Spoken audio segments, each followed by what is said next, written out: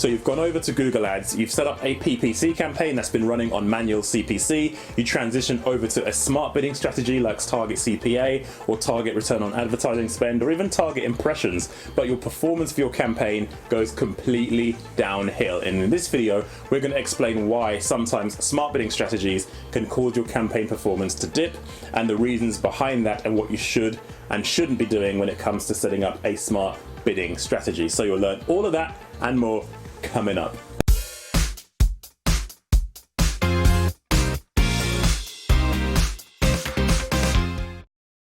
Hey guys, Darren Taylor of thebigmarketer.com here, and my job is to make you a better marketer. Now, if that sounds up your street, you should consider subscribing to this channel. And in this video, we are explaining why smart bidding strategies, when you move from manual CPC over to a smart bidding strategy like target CPA, for example, why your campaign performance can dip. So let's explore those reasons. But before we do that, I've already made a ton of videos around bidding strategies on Google Ads. Now, if you want help with target CPA bidding, target return on advertising spend, or target impression share, or all of the Google Ads smart bidding strategies, check out the other videos across my channel as well.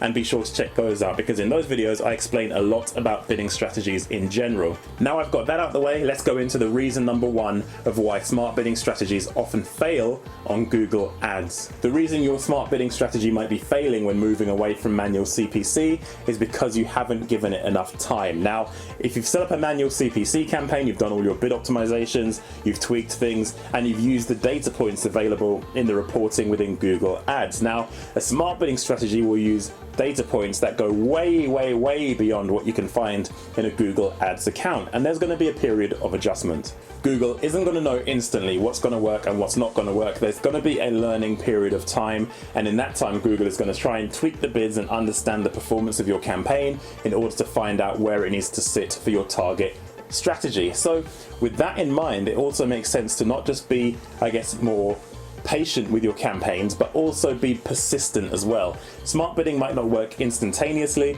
It's something you should give enough time to work. So if you're panicking because on day one you don't suddenly turn on a tap and all of your CPAs come down or your impressions go up, or whatever the strategy is you might be using, give it some time to do its thing, because it needs enough time to gather enough data in order to improve the performance of your campaign. So if you're watching this video because you're impatient and you've switched it over and you haven't left much time, give it a little bit more time. The second reason your smart bidding strategy might be failing is because you don't get enough conversions in your account. Now, what does that mean? Well, essentially it goes back to data. Giving Google enough data points in order to make decisions with its bidding strategies is important. So if you have very few conversions in your account, it means you have very little conversion data. When you have very little conversion data, Google struggles to find out what's actually driving your conversion. So ideally, Google states you need at least 30 conversions in your account in the last 30 days for this strategy to work. But even with that said, 30 isn't quite enough to get great results out of this kind of bidding strategies and smart bidding. So you need a lot more conversions. Ideally, I would say you need at least 50 conversions per month in order to take advantage of smart bidding. And even then, I would say if you've got 100, then it will get more accurate. So the more conversion data you get, the more accurate it becomes. So if you do see your campaigns are low conversion and low volume, then what you'll find is smart bidding might not work for you. Another key reason that smart bidding might not be the best strategy for you is because you have so few keywords in your account. Now, I know some advertisers have very small campaigns with very targeted niches that don't get much search volume, and of course my previous point was about the low volume of conversions, but in addition to that, low volume of search anyway is going to have a negative impact. And not just low volume of search, but low sophistication of the account. So if your account has very few keywords in, if you've got 3 keywords in your account because you're targeting something very specific and it's a very small campaign, then by moving to a smart bidding strategy, it's still not giving Google much to work with. Google won't be able to do much more than what you could do yourself. So you might not see great results from doing that. So if you're on manual CPC and you move over to smart bidding with a very small campaign, you might see little or no difference. So be sure to realize that the more data and the more volume you have in your account, the better smart bidding will work for you.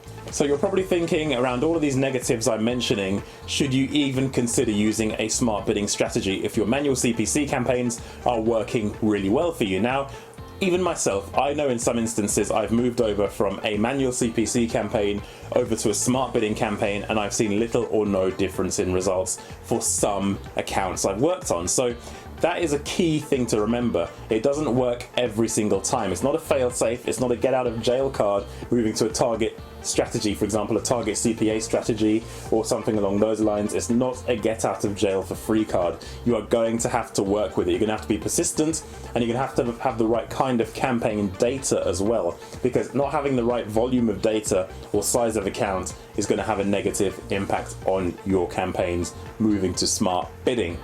And finally, one more thing to remember when it comes to smart bidding is that if you make changes to your account frequently, for example, I don't know, if you're selling umbrellas and it starts raining and you automate your bids to increase when it starts raining because you notice you might sell more products, then if you make frequent changes to your account, it can negatively impact smart bidding, because as soon as you make a manual adjustment to your account, whether that's adding or removing keywords, changing your scheduling, anything along those lines, will mean Google's machine learning will have to start again and understand what the impact of the changes you've made on the account are going to be on the strategy.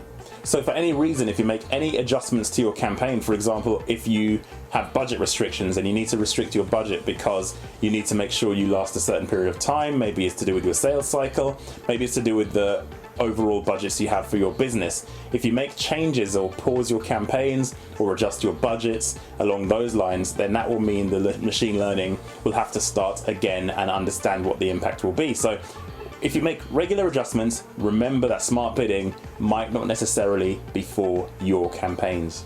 Now you guys should understand why using a smart bidding strategy may not always work as you expect it to, but overall it should be something you should transition to, because ultimately you can't beat Google in understanding and learning the factors that affect your campaigns, and in fact you can't even see the data Google uses to affect your campaigns. So that's the reason you should transition to a smart bidding strategy. But as I said in this video, there are some specific scenarios it won't work for you, and I'd love to hear about them in the comments below. Let me know if you've had any issues transitioning from manual CPC over to a smart bidding strategy. I'll be happy to discuss it with you down there. Don't forget to check out the other videos across my channel, and even more important than that, don't forget to subscribe, and I'll see you guys on my very next video.